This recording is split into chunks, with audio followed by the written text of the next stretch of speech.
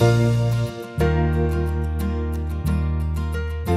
think what gets me interested in orthodontics and making the difference in these kids is my own story. I was actually a patient in the orthodontic department when I was a kid. I was actually a teaching case when I was 12.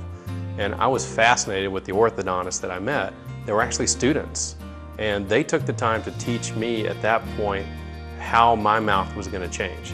And that made a huge impression on me at 12.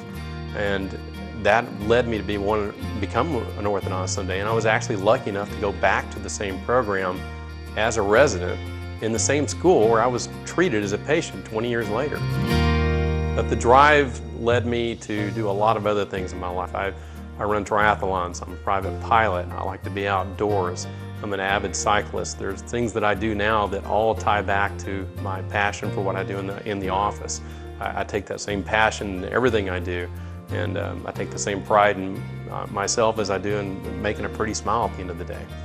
And you know, when I actually take those braces off the patient at the end of the treatment, it's as big a charge for me every time now after 20 years as it was the first time I did it.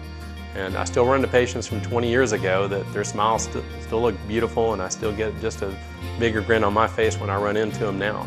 And they say, "Hey, Dr. G, you straightened my teeth 20 years ago." And I said, "Yeah, and they look great, and I'm excited to see you." And it's neat that they still recognize me too. So it's nice being in the community for so long that you can run into kids and now their grandkids that I may be treating someday.